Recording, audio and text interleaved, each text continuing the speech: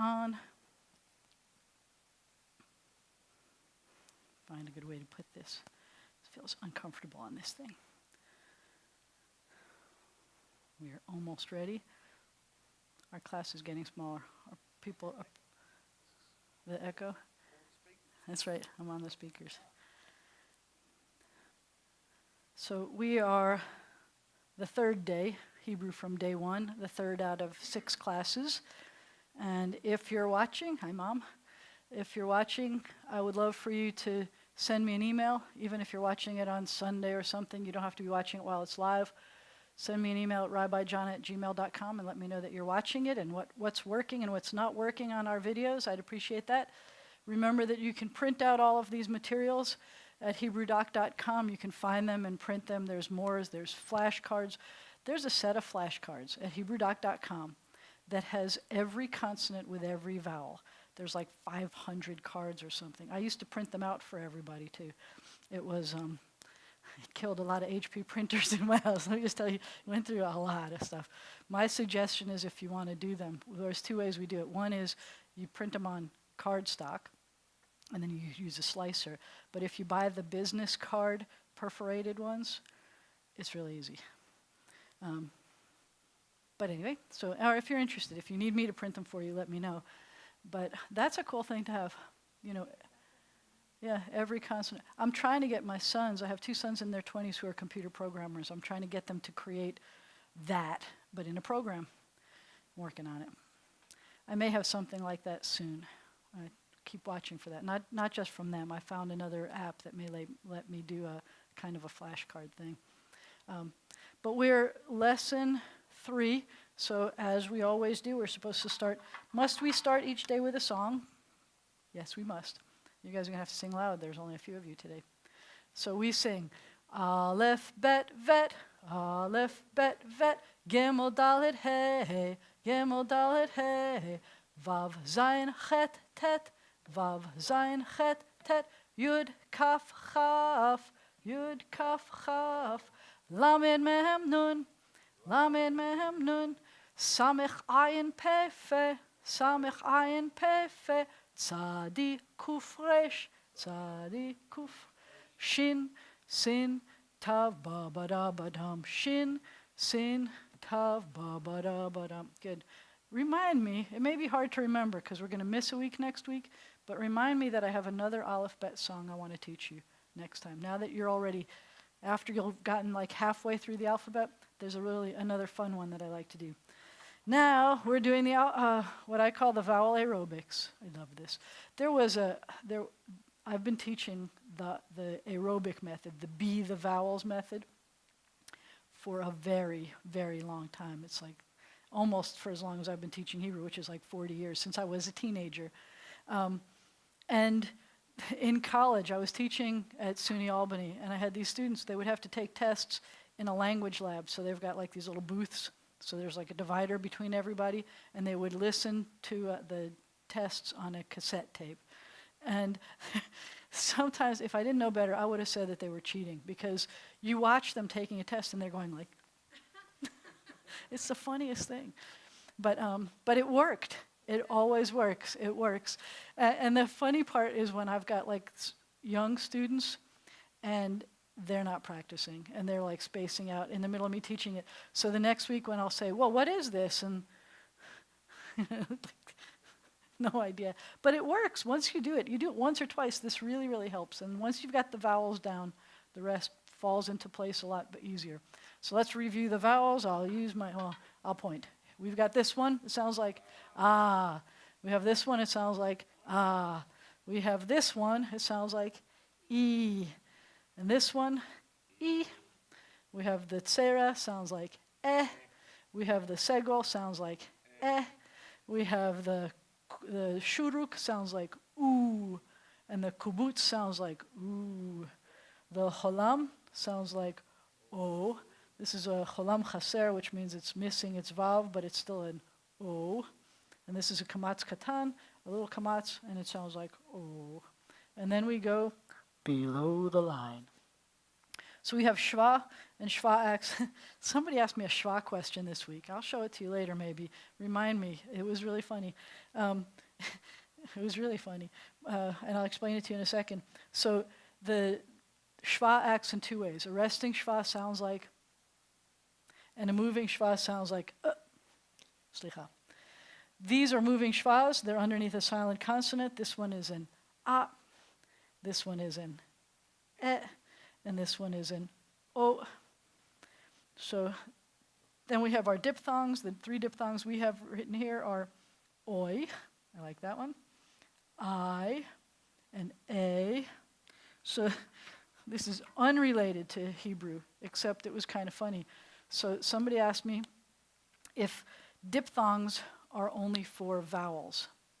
And diphthong is a word that only applies to vowels. You can have other things for consonants. You could have like blends and things like that. But he was saying, and here's a good word, one of these days we'll talk about syllables. How many syllables are in that word?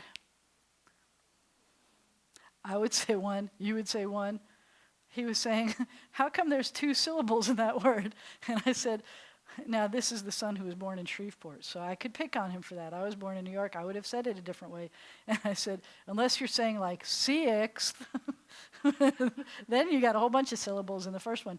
But what happens kind of here is it's kind of like in Hebrew, to some extent, there's a shva under the sixth. You have to stop in the middle of the word. But unfortunately, because there is no other vowel in here, you can't have another syllable. You can only have the number of syllables as there are vowel sounds. That's my theory, and I'm sticking to it. But it was an awesome question. He was hanging out with friends and starts texting me about diphthongs and syllables. I love that. Anyway, that's my boy. Oops. That's my boy. All right, so we're going to practice. We're in lesson 3. That means, I don't know if we can zoom this small, but the words that we can already read are Bereshit bara Elohim et hashamayim. And I wanted to show you something on here also. When you're looking at that page, before you get there, the number 1 means that it was taught in lesson 1, and the number 2 means it was taught in lesson 2. God didn't make those divisions. I did, because it had to do with 5 letters at a time. But if you look next to the 1, there's a teeny little letter aleph. That's one that God made. That's how, actually, the Masoretes did it. But that's essentially verse 1. Aleph represents the number 1 here. So far we haven't finished one sentence, but you'll notice in the middle of this big long line, you've got this thing that looks like the double diamonds. That's a period. That's what it would look like if you opened up a Torah book. If you opened up a Torah scroll, you wouldn't see any of that. There's no punctuation and there's no vowels at all. But this teeny little bet, or you may call it a vet, but it's the same letter, the bet and the vet. For practical purposes, for reading purposes, you'll know that there's a difference between a b sound and a v sound. But whether you want to call it a bet or a vet, it's officially the second consonant of the aleph bet. And so either of them will represent the number 2. So this is where our second sentence starts. So we're going to get finally to the end of our first sentence, and we're going to get most of the way through our second sentence in the Torah. But I just wanted to show you, that's what it was. You don't have to read that. That's just telling you that it's the beginning of the sentence or the verse. So the first letter we need to know is a letter that's extremely common. And I'm going to do what I did last time. I'm going to make a box that you can kind of sort of see that shows the size of a normal letter. I may make it a pinch smaller because I don't usually write that big. That's approximately the size of what a regular letter would be. So but what I will do, I think you'll be able to see this. I'm still going to make lines, very pale lines. Some of you may be able to see it, but I don't want it to distract from this. So it's going to start at the top line, and it's going to come down to the bottom. And I like to say that it's very narrow and very straight, and it is a vav. If you saw it on here, we would be saying aleph, bet, vet, gimel, dalet, hey, vav. It's this one. So you'll notice in the font that I've been using, it's got a little bit of a slant to it here. But this is still officially the very narrow, very straight vav. And you'll see it only takes up maximum about half of the letter space. That's what it will take up, is about half. We have already seen this. You can say, I know this one. Mr. Vav is up at bat, and the pitcher pitches it over his head, and it sounds like an O, or the pitcher pitches it into his stomach, and it sounds like an oo. That's good. And that in these cases, the Vav is only acting as a vowel. There's no consonantiness to it at all. It's just acting as a vowel. But we're about to learn it as a consonant-only situation. There's an interesting thing about the Vav, though. It could be argued, since we started with diphthongs and whether that was one syllable and how many, and you were good at that, you may appreciate this. It could be argued that the Vav is never fully a consonant. I'd say it acts like one. But anyway, I'll explain what I mean. Or it's a funky kind of a consonant. I'm going to tell you that in the Hebrew alphabet, originally, you never had two consonants that sounded the same.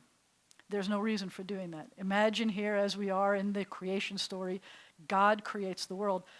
God doesn't have to have two of the same letters, the same sounds with different letters. There's no reason for that. So there's a slight distinction between, for example, we haven't learned this one yet, but if I'm saying that this is aleph, bet, vet, and that this is vav and vet, then they both sound like what we would call the letter V.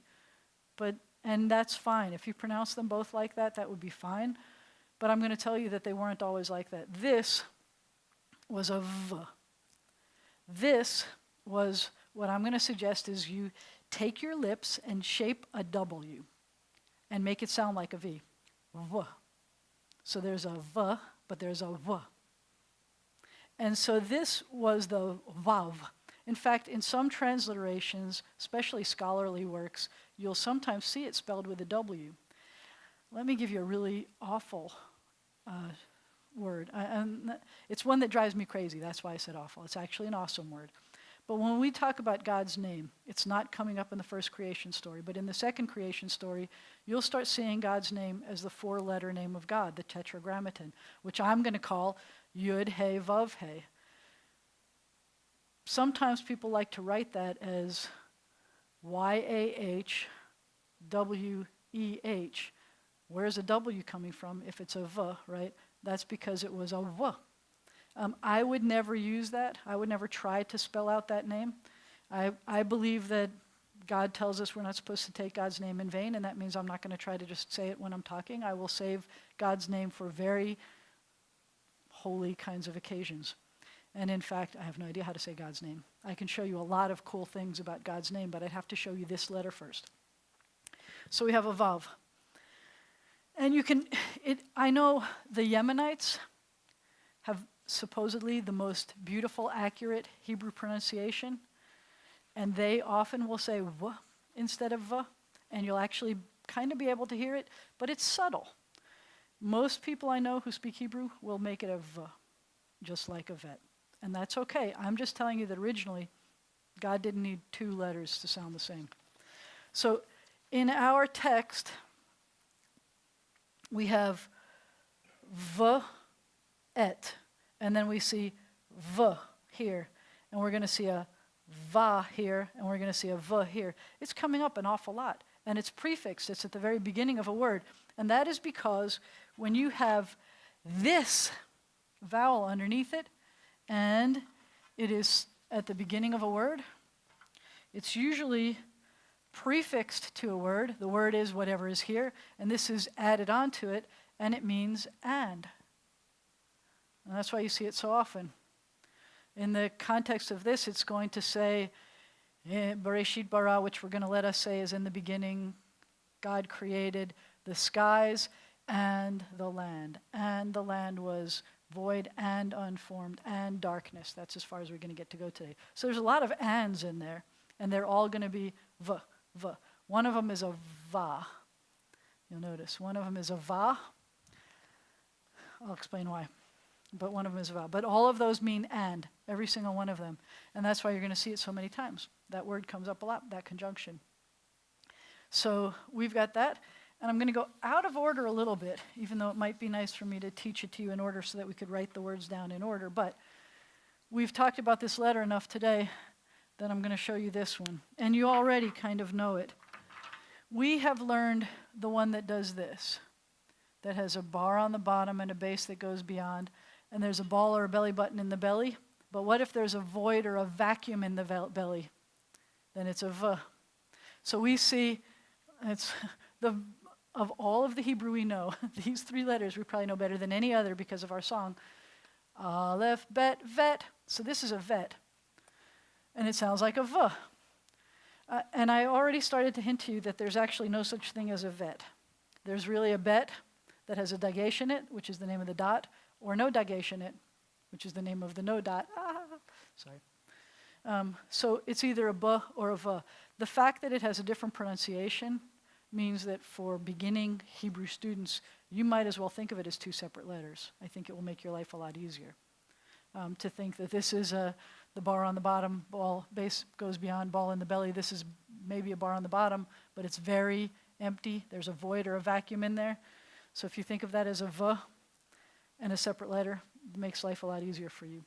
But if you look at some of the charts that I've given you that show you like what number the letter, the equivalent number it is, bet and vet are the same letter. The difference between the bet and the vet is where it's going to come inside a word. When it's at the beginning of a word or syllable, it's usually going to have the dagesh. We're going to start a syllable with an attack kind of a sound. It's called a plosive. You've heard of exploding and imploding. This one just plodes. But if it's at the end of a syllable, then it's going to flow. It's the same consonant. There are 6 consonants that do that change their sound at the beginning of syllables.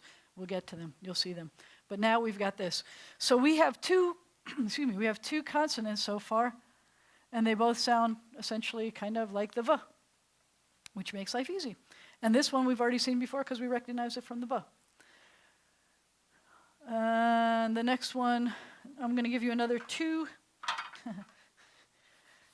I didn't pick the order of which letters are supposed to be taught in this lesson. It's where we are in the sentence. According to research, I should not be teaching you 2 letters with the same sound together because, well, actually that one's not as bad. If I show you 2 letters that look similar but have different sounds, that's worse. If I teach you all the letters that have the same sounds, that's better. It's maybe easier for you to learn. So now we have the vav, and we have the vet, and I'm about to show you 2 other letters that kind of sort of have the same sound. So one of them is, let me just check. No, one of them is this one. It's going to start like this, like most other letters that we've seen, although that was kind of wiggly. I don't want to get it so wiggly. Sorry about that. Let me start all over again. And I've already used this color, so we're going to use another color. And this one is going to be attached at the top, but it's going to not have a tail at the bottom. It's not going to have a hanging thing here, because we've already seen the tav, the first lesson, and we saw the hey, the second lesson. This one's attached at the top. There's a tail at the bottom left. This has a hole here, and this is hanging. So this is a t, and this is a h. This one is what I call none of the above. And I call it none of the above because the sound that it makes is and that's a none of the above sound. It's not a sound that you're used to in English. If you took Spanish, then that would be a J. Josefa, Jaime, it's a H. This is the first letter of the word Hanukkah. It's the first letter of the word challah, the challah bread. It's the first letter of the word chai, or l'chaim. Those are words you may have known. These are H. It's what I call not just the none of the above, but it's the sound that it makes is what happens when you like want to fog up your glasses or fog up the window. I call it the wet H sound. And often you'll see me transliterate it with an H with a line under it because I couldn't find a dot under an H. It used to be a dot under it, but it's an H with a line under it is a and we would, well, some places some places they'll spell it CH, but you would never pronounce it as a, there's no ch. You would say ch. It's like Hanukkah. It's like the end of Bach or ich in German. That's exactly what it is. But when you spell it CH, English speakers get tricked into thinking it's a ch. French speakers think it's a sh.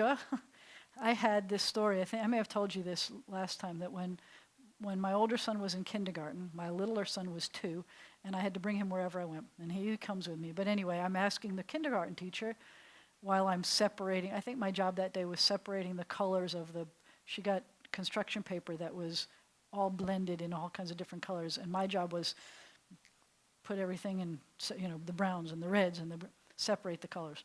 It was tough work. Somebody had to do it. And Mardi Gras was about to come up. And I said, can I ask you, it was just me and her and my little one in the classroom. I said, can I ask you a question?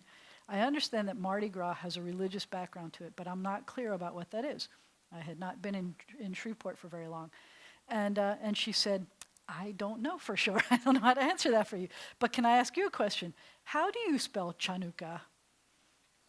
So the ch, it's not a ch, it's a ch. How do you spell it? I spell it NH with a line under it. You will often see it transliterated as a CH. But if you see a CH in Hebrew, it's almost never. You can get a word like, the word for French fries in Hebrew is chips. But there is no ch. We sang through this whole thing. There is no ch on this. So we've got to create a ch so that you can order chips. And I'll show you how you do that. You don't have to worry about that today. What you have to worry about is that this is a h. And then I'm going to show you another kind. The other one that we have here is the very, very, very last letter of all of this. And it's one of the letters, you'll notice that it goes below the line. It's one of the letters that's not on this chart. It's only on that chart. This is how I would write it. I would make it go below the line. And you'll notice that this one, when you have a vowel in it, and you will always have a vowel in this, it's either going to be this vowel or it's going to be this vowel. And when I say a vowel in it, I mean in it. Because this vowel, this consonant is going to have vowels underneath it, and it's going to sit on the line. It's only going to take up as much space as a regular letter. This is going to take up as much space as a regular letter, but it's going to go below the line.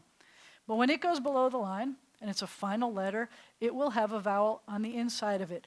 Those are significant to remember what letter this is, because it's the only time that you're going to see a vowel inside it. And the vowel is going to come up above the line, even though it's one of these or one of these.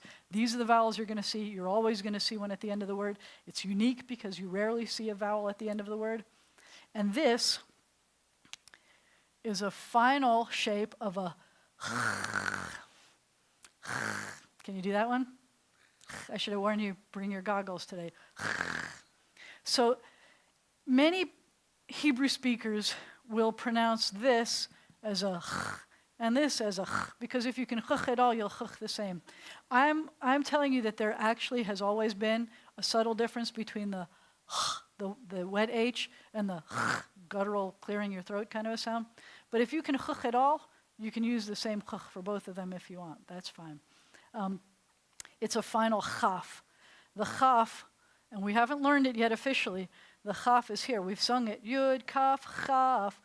The chaf is supposed to be the palm of your hand, and I like to teach it as being like you're clearing your throat. And then if you put the cough drop in it, then it calms your cough and it sounds like a ka. But this is the chaf, but the bottom drops down.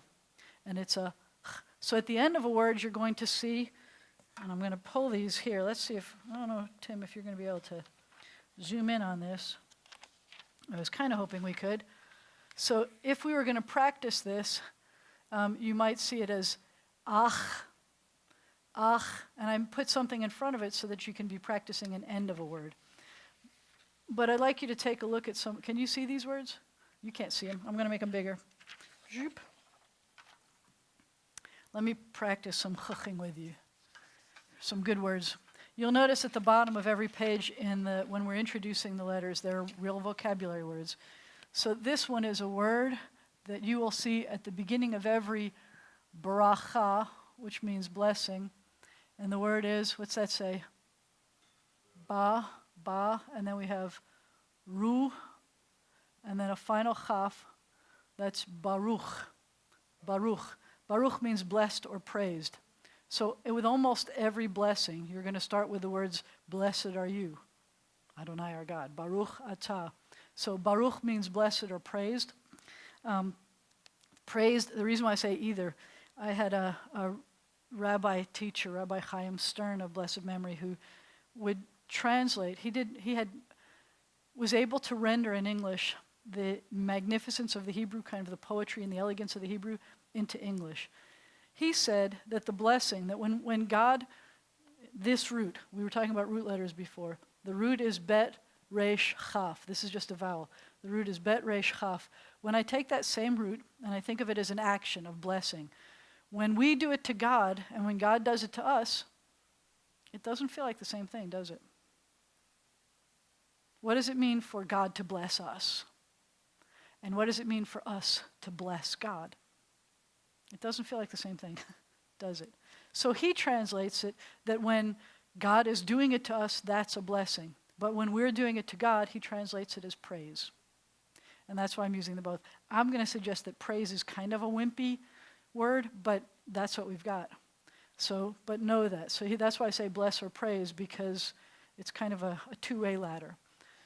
So baruch is the word for bless or praise. And then the other word that we have, this is kind of a good one to know. I usually make my little kids do this, where you learn how to say, how are you? So you turn to a guy and you say, ma shlomcha, which literally means, what is your peace? And then the guy could say, tov toda, good, thanks. We turn to a woman and we say, ma shlomech, and that's how you say it to a woman.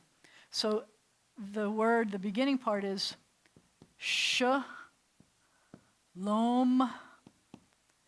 I'm going to write it twice. Can you see that letter, Tim? It's pink, thank you. So it comes from the word shalom, which is peace or completeness. The word peace means that it's complete. So I'm going to show it to you both ways, but if I put, well, I have to take the vowel off of one. If I put ma shlomech like this, then you're asking a girl, how are you? What's your peace? Ma shlomech. If you put this ending, ma shlomcha, then you're asking a guy. That's a female, and that's to a female, and that's to a guy. Two ways of looking at the final chaf. Obviously, this suffix is a possessive ending. Question? So when I transliterate these things, that's a good point. Tim was saying that it sounds like a K. When I transliterate a chet, I transliterate it as an H with a line under it. I called it a wet H. When I transliterate a chaf, I translate it as a KH, not a CH, because CH means something. So I usually say that this is a ch. How do you write that? And I make this a ch. It is. It's the below the line vowel. It's a shva. It's a shva. So it just means we end. Ma shlomech. Stop. Yeah, resting shva. Actually, this is a moving shva. Shalomech, shalomech. And this one's a resting shva. Shalomech. It's moving. Shalomech, shalomcha. So, good questions. Thank you. I hope I remember to say them out loud again for the stream.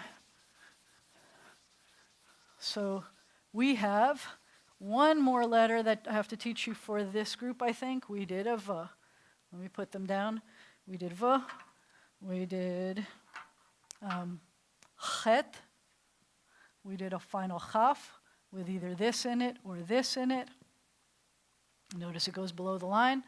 And then I think that the last letter, this is another thing. This is really weird. I'm not used to teaching final letters before I teach you what the letter looks like. And so far, every single time I've introduced you a final letter, it was before you got the other shape of the letter.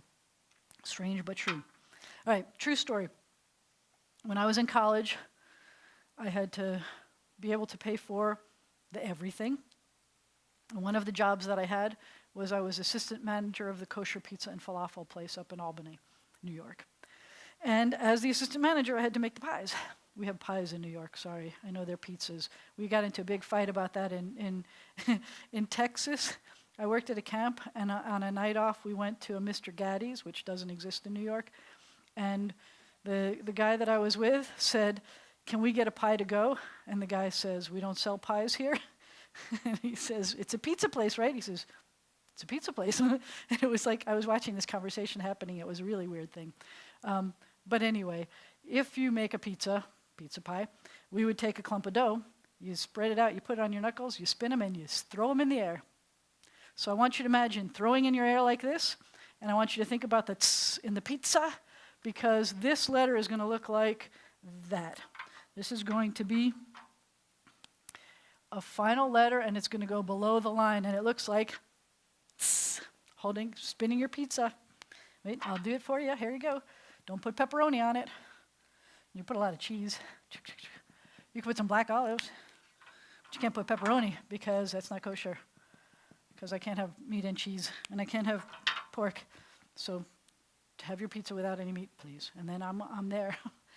So this is the final tsadi, and it sounds like tss.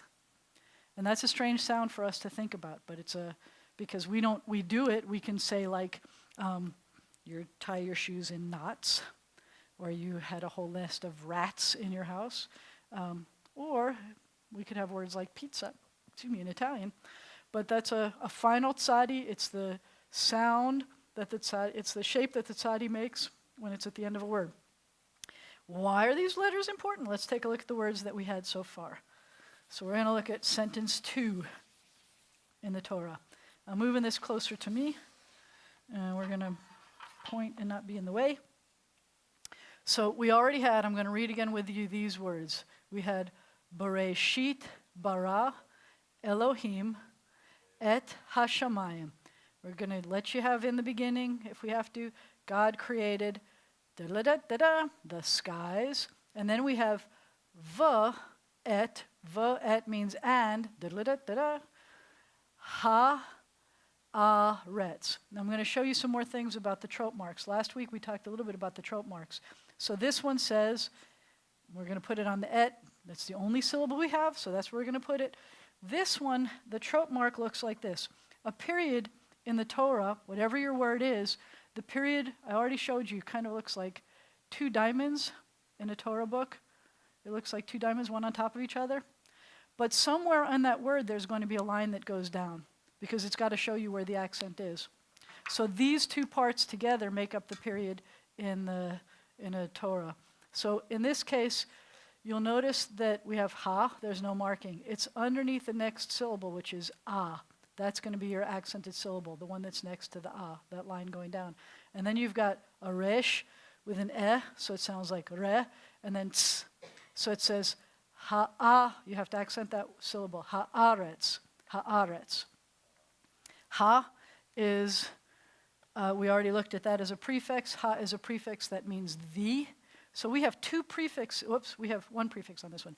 Va'et and didum, ha, the, aretz, the land. There's something cool about the fact that we've gotten to the end of the sentence. And so the sentence, our first sentence says something like in the beginning or at the first instance or out of primal stuff, God created. What did God create? The skies and the land. Haaretz, the land, if you are talking about Israel, you always call it the land. You always call it Haaretz. One of the primary newspapers is, question. The skies and the land, is that in order? Is this a chronological thing? Tim is asking if that's in order. Did God first create skies and then create land? And the answer is, you think so? That first there was skies and then there was land? That's the order that it came in? So, and the answer to me is, I don't know. I mean, we don't know. I keep telling you, Genesis is not a recipe book. It's not going to tell you how to create your own land. I think it's significant that God says sky is first. But was that the first thing that God created? Now, if I close my eyes and I try to imagine Big Bang or any of the information that I know about science that I've learned, I'm going to imagine that first there was the sky part, and then there were things in the sky, right? It feels like that's what makes sense. So is it cool that that's the order that it comes out here? That's cool, that it's coming out in order. And so then maybe we can say that this is a chronological thing. So one answer is, it's telling us a chronological story. Another answer is, it's telling us a story about everything there is. There's land, there's sky, and that's another example of merism, that you've got kind of bookends. You've got the sky and the land, and that means everything was created. That it may not even literally mean sky and land. It means God created everything. But could it be in order? I have a feeling that most of us tend to think that first there was the kind of a nothingness that the sky is. Can't touch it. And then there was land. I think most of us presume that that's what happened, right? So it's a good question, and it's cool that it's written in that direction. And then it's going to tell us something else. So first we had sky, and it's not going to tell us anything about the skies. But look at the beginning of the second sentence. The second sentence, so the last word of the first sentence is haaretz. Can you read that? Everybody can read haaretz now? The, ha is the, aretz, land. And then the first word of the second sentence is v, which we learned means and. Haaretz, we just had that word. Why are we putting that word back to back? I'm going to suggest we have a pattern here. When I was a kid, I don't remember hearing the book Goodnight Moon. And when my kids were kids, I never read to them Goodnight Moon. But I did read to them things that had a lot of repetition. And kids love, especially infants, they love repetition. There's something soothing about hearing the same sounds over and over. And it will encourage them to learn language faster if we repeat some of the same things over and over. So we've already seen, remember here the first sentence, Bereshit bara, that the first three letters are repetition. Even though they don't mean the same thing, we've got Bereshit and bara, same sounds. And then we have Elohim, we have an im ending here. Et hashamayim, which is an im ending again. We've got a lot of this repetition. Look what we have here. We had the et and the va'et, that's repetition. We have haaretz, and then we have v'haaretz. There's something very soothing to this baby world about the fact that we keep repeating. Now take a look at this. We've got in all of the words that are starting this second sentence, we have air. We can hear the air. What is it that we know is there? We know that soon we're going to hear that it's God's breath, the wind, the breath, the Spirit of God. So listen to what it sounds like. In English, you would say something like, and the land was void and unformed. Well, those are really hard letters, like void and unformed. And those are hard letters. But listen to what it is in Hebrew. So we say, vehaaretz, haita. That's just breathing. You lose all of your wind when you try to say, hayata. Hayata is, it was. It's actually a feminine word. It's talking about the land, and it's telling us that the land is feminine. So it says, and the land she was, the land that she was. V'haaretz hayata. And the next word is tohu. You have no air left after you say tohu. You have to expel all of your air. And then va means and. Vohu, you just expelled all of your air again. These are all kind of breathing, very breathy things going on. V'haaretz hayata tohu vavohu.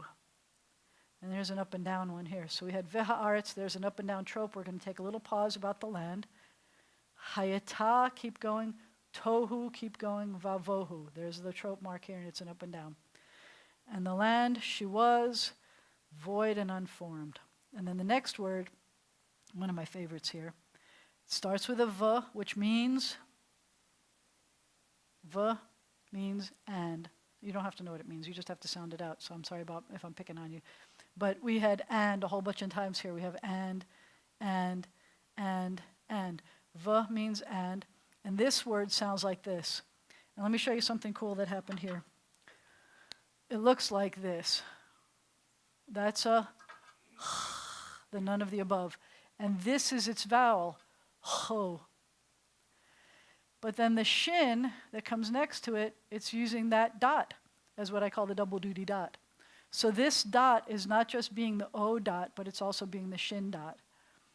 And then we've got this vowel, which is eh. So this says chosheh. And then we have that final chaf, choshech. And the accent is on the cho. It's over here. Choshech. Listen to what choshech sounds like. If I just said the word choshech, choshech, choshech. Does it sound a little bit like somebody snoring? Choshech.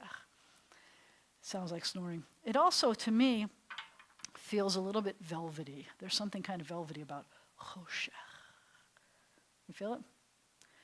That word is darkness. Choshech.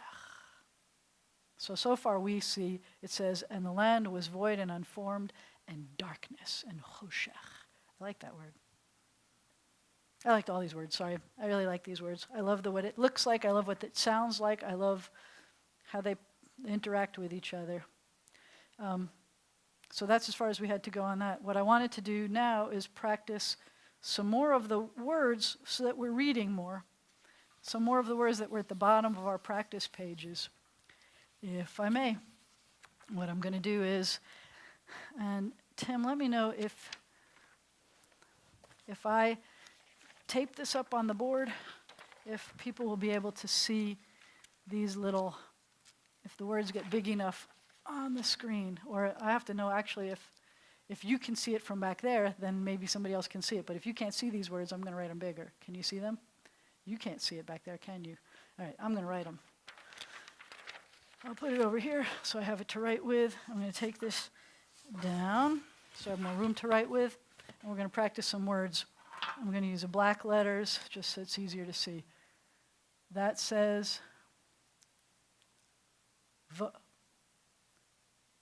That's a resh with a round resh with an A. Vira. A.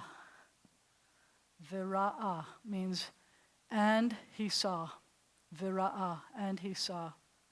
This word, V. Oops, I'm sorry. Oh yeah, no, that's right. Ve'amar. Ve'amar means, and he said. And I have this word,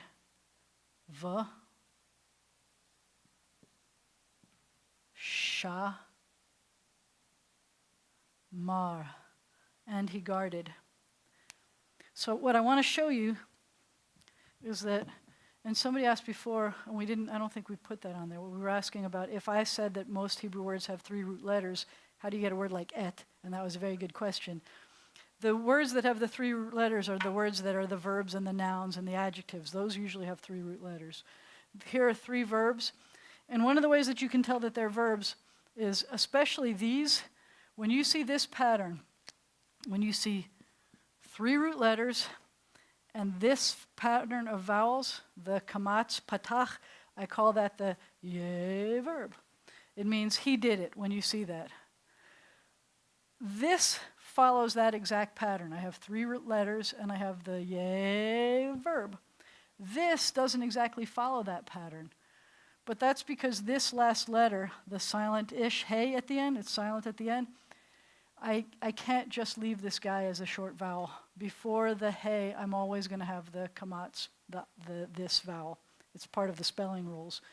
And so even though it's the same sound, ra'ah, the pattern, if all I did was the vowels here, leave off my v, the vowel pattern would be ah. But you'll notice that the vowel pattern for, I'm going to change this one. The vowel pattern, the regular vowel pattern is supposed to look like this. It's supposed to be kamatz patach. And because this one changed, because it's a hey, because it's a silent-ish consonant, it changed. We also saw the word ba, ra. And it had the same pattern as this because it has a silent consonant at the end. So you'll start seeing, you don't have to know any of this part, but I just wanted you to start feeling a little bit of the rhythm. So bara meant he created. V'ra'ah, ra'ah meant he saw. Ve'amar means and he said. V'shamar means and he guarded. You are not obligated to learn any of these words, but it's kind of cool that they're really words. The 3 root letters can 2 be the same letter. Sometimes it works that way, but they're not the same. It'll be a repeat of the same letter.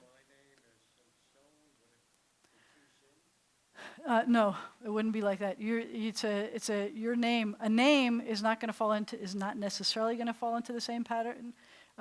You've got a kind of a squishing of 2 words. His name is Shimshon, and he was asking about that. We'll show you that once we know more words.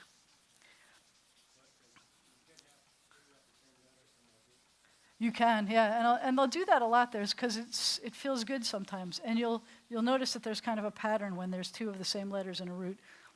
You'll get. It doesn't happen often, but it's more like a onomatopoeia sometimes, or it's like cute. It's cuter when it does that. All right, I'm going to put this here so I can see where we are. All right, vet haaretz. So we're at the final tzadi. Here's 3 words that are with a final tzadi. This word. Can you sound that out? Tss, rots, which sounds like, the log rots underneath the whatever. But rots means, here's an interesting thing. This is a verb. It looks like 2 root letters. And the scholars still fight over whether it's 2 root letters or not. But rots means he ran. The middle root letter of this is a vowel.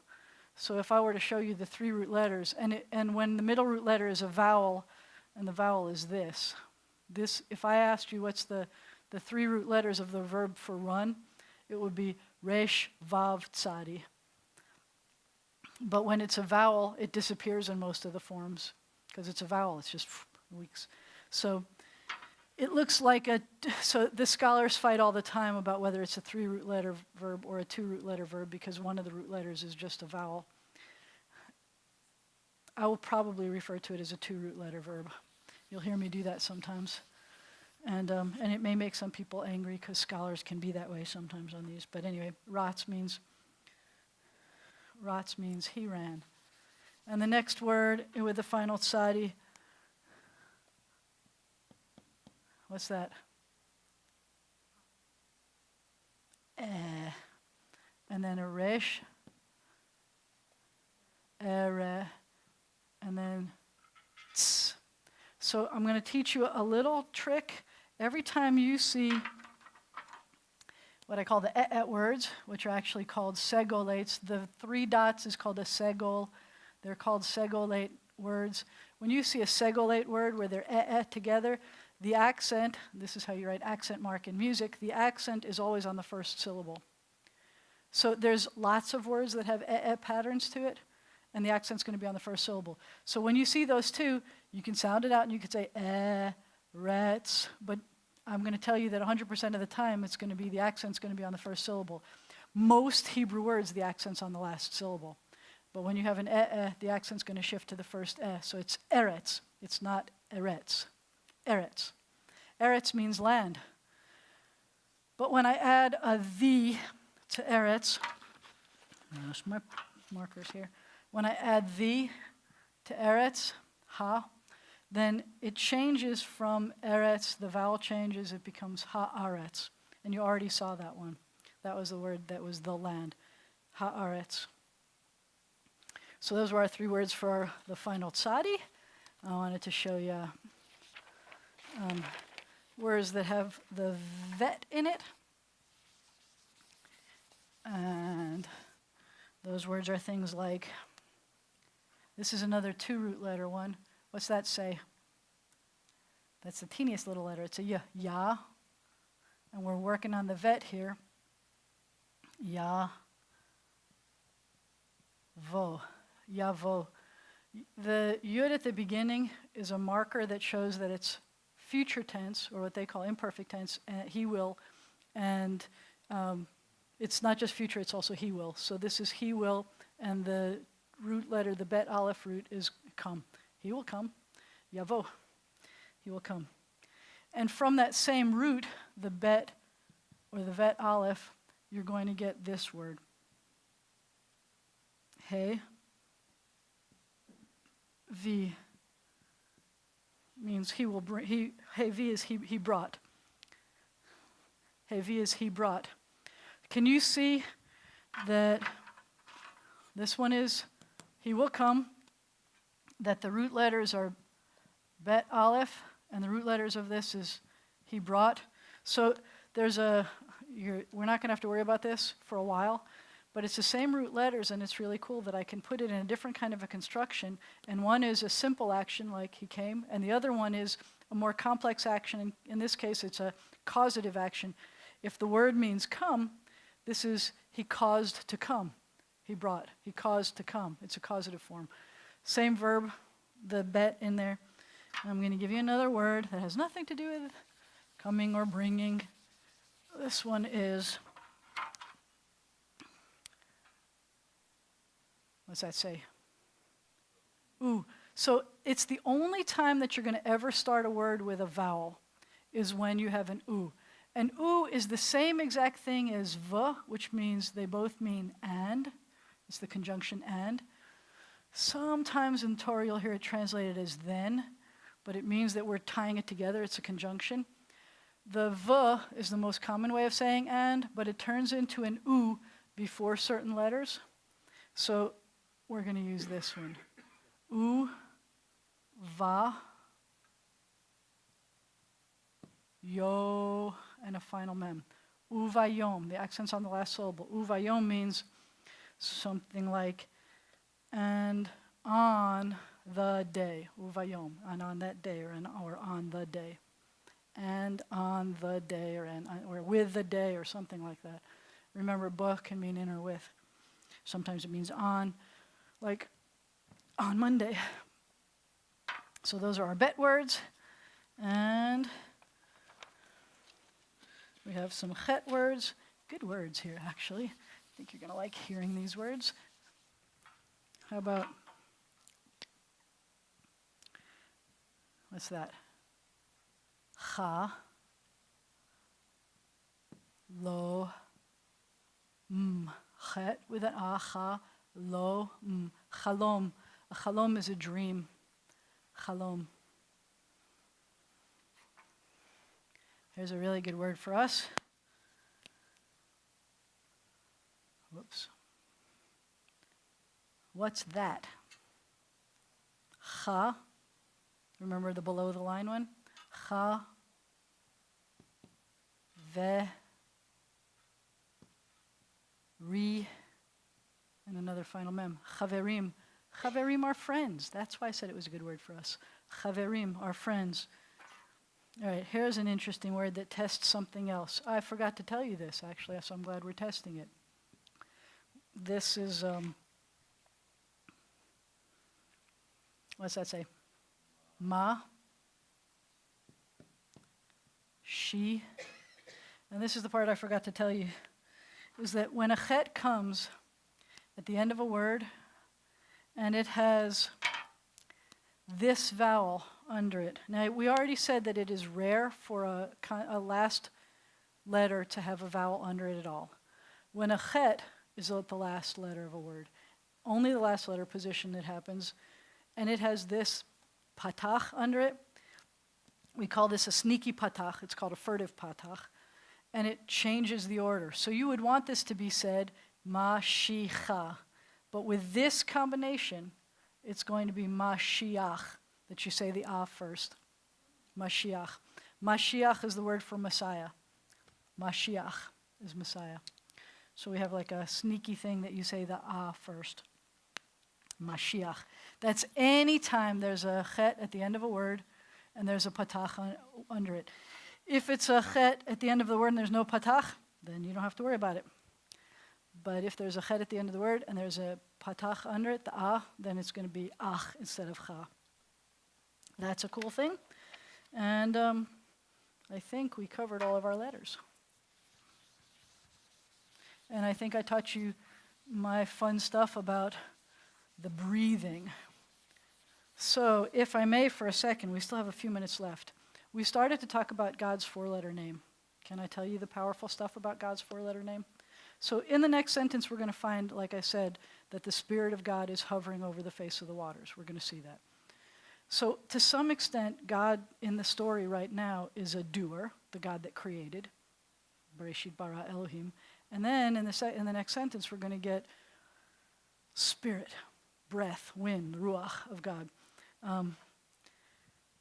When we talk in the next story, which we're not going to get to, about God, there was a word we had here. We had the verb to be, that it was, and the world and the earth was void and unformed.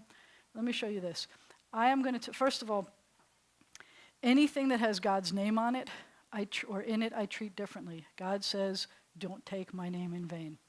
Some people think that means that if I stub my toe and I say God and any word with that, that's taking God's name in vain. But I'm going to tell you a secret. God is not God's name. It's not nice. It's not polite. And it sounds like you're saying something really rotten. Most of the time, you're not even thinking about God. You're thinking about your toe when you say that. So you may argue that, well, that's taking your name in vain if you're saying it and you're not paying any attention to it. But that's not the primary way I understand taking God's name in vain. But if I treat something that has God's name on it not with respect, I feel like that's one of the ways of taking something that is God's name and taking it in vain. The prayer books that you have in front of you have God's name in it. It has Yud He Vav He name. Anything that you have written with God's name on it, I would never stick it on the floor. I would never stack more books on top of it. I would, if something happened to it, like if I, God forbid, spilled my coffee all over it or something and I couldn't read the words anymore, or the pages were so messed up that I couldn't use it, I'm not supposed to throw it out. I'm not supposed to just stick it in the recycle bin. Oh, that's a lovely thought. I'm supposed to take it and collect them until I have enough things to bury it and treat it as if I would kind of a human being or the body of a human being, a gift of God, something that has God's name on it. That's how I treat it. I do not scribble in my prayer books. I don't scribble in my Bibles. There's a, Rabbi Robinson used to call it kind of rock, paper, scissors to this, where if I had a prayer book and I had a Torah book, the Torah would go on top of the prayer book. I wouldn't put it the other way around. If I had a Torah scroll, that would go on the top. And he would always ask us this question: so what can you put on top of a Torah scroll? If we're talking rock, paper, scissors here, right? What trumps, I shouldn't say that word, sorry, what beats prayer book, Torah scroll? What can you put on top of a Torah scroll? Go ahead. Any idea? So the answer is another Torah scroll. That's the only thing you can put on top of it. I mean, yeah, you can. If you could answer, I can put a covering on it. That's true, but that's not what I mean. We're talking like text here. I can put another Torah scroll. That's the only thing that you can put on that would work in this situation. So if I have God's name, I won't write God's name on this board, because then if I erase it, I will have just taken God's name in vain. I won't say God's name, because God says don't take it in vain. The Masoretes are the people who put those vowels in for us. They came up with a really clever way to help us remember not to say God's name in vain. Everywhere in most copies of the Torah books where you have the vowels in them, which the Masoretes put in most of those books, everywhere where God's name comes up, that four-letter name of God, there are vowels there. And the vowels there are not to tell you how God's name is pronounced, because there was only one time during the year when God's name would be said. Only the high priest, only if he was worthy that day, only on the holiest day of the year, which was Yom Kippur, at a specific time of the day, and only in the room that was the Holy of Holies was he allowed to say God's name. He didn't share what that pronunciation was. Only the high priest would share it with the next high priest. Do you know the last time we had a high priest? Because the temple got destroyed in the year 70. We haven't had a high priest since whenever that guy died. I don't even remember when he died. Whether he got killed in the process, he got taken as a prisoner, whatever it was, we haven't had it. So we don't know how to say the name. But I can tell you that the Masoretes are trying very hard to remind you, don't even try. And I'll show you what happens. So what I will do is, if I write it like this, then it's not a word. These are the four-letter name of God. See, it's not a word. I'm separating it with a whole bunch of space in between. So that's the four-letter name of God, Yud He Vav He. I'm going to show you something truly awesome, I think, about what that name is and why it's okay with me that I can't say it out loud. I don't know how, but that's the name. So the verb to be is a lot of breath. Each one of these consonants is actually also a vowel. Did you notice? They're vowel letters. We already talked about how ephemeral the vowel letters are. Watch what happens. The verb he was, haya, looks like that. The verb he is looks like this. The verb he will be looks like this.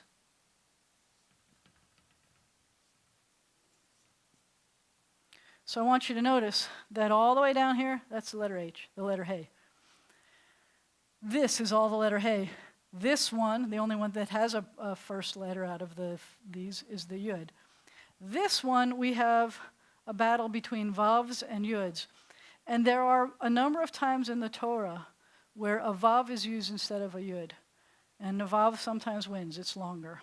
So I'm going to pretend that out of all of these, the Vav is the longest one. So what we have in this word, that's the four-letter name of God, we have all of the letters joined together that spell the words, He was, He is, He will be. When Moses was standing at that burning bush, and Moses finally agreed to go and talk to Pharaoh, and he said, but you know what? I can't just go and talk to Pharaoh. I'm going to have to say, who sent me? Who are you? What's your name? And God said, Ehyeh asher ehyeh, which is the what's called the imperfect tense, the incomplete action. It's something like our future tense. I will be that which I will be. I am becoming that which I'm becoming. He didn't say what Popeye says, I am what I am. He didn't say that. He says, I am becoming that which I'm becoming, which is the same thing as this, as being is and was and will be. Except he was saying it, I will be. I think that's cool. So you're not going to see on any of the papers that I hand out, you're not going to see me write God's name. You will often see me write this, Hey with a chupchik. Hey with a chupchik is an abbreviation for the word Ha, Shem. Hashem means the name. So it is an irony that the name that I can't say, I replace with the word the name. And the word the name has come to mean God.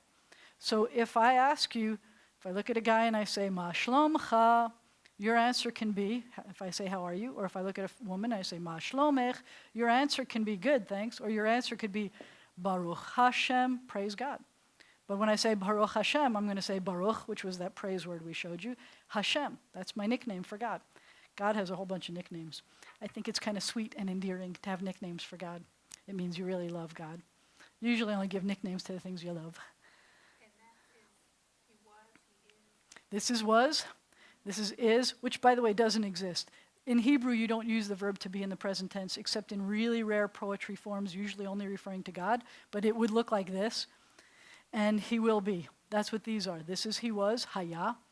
This is hoveh. And this is yehieh, will be. And this is God's name, the Yud He Vav He name. So when you see words, like it doesn't take a genius. If you know any Hebrew, by the time we finish this class, you will be able to sound out if we opened up any book. As a matter of fact, open up your book in front of you. Turn to page 111. On page 111, you will see the text from Deuteronomy chapter 4, Deuteronomy 4:6, chapter 4, verse 6. The top line on the page says, Shema Yisrael, and that third word is the Yud He Vav He word, and it has no vowels. And the next word is Eloheinu, which means our God, and the second to the last word in that sentence is Adonai again, and it has no vowels. And I say Adonai, I don't try to sound out the Yud He Vav He thing. I'm not going to sound it out, because then I could be taking God's name in vain, even though I'm saying this as a prayer. And then we're going to skip that next line, because that's just the response. And then I want you to look at the big paragraph underneath where it says, all are seated. And it says, Ve'ahavta et, those are the first two words, the third word. The third word is Yud He Vav He, but it has vowels. And if I wanted to sound that out, the vowels would be Yeh, Ho, Va. You ever hear of Jehovah's Witness? They're brilliant. They know how to sound this out. But I'm going to tell you that those vowels are also the vowels for Adonai. The Masoretes are saying that instead of trying to say the name that you're not supposed to say, this time I want you to say Adonai, which means something like my Lord, which I hate that translation. We'll talk about that one day. Sometimes you'll see those same four letters, but you'll see the vowels for Elohim. And they tell you what to say instead of this. You're not supposed to try to sound this out, because you might take God's name in vain. That's my story. That's my sensitivity. You do what you want, but that's what I do. I would never do that thing that we talked about before, that Y-A-H-W-E-H. I would never do that. That would be someone trying to say God's name, and to me, I wouldn't do that. I would find that disrespectful. I would find it breaking a commandment. Not everybody interprets things the same way, but I'm letting you know, that's my sensitivity. All right, our hour is up. Remember, we have no class next Thursday, but we will have 3 more classes starting on March 10th. Shalom, chaverim. Goodbye, friends. Thank you.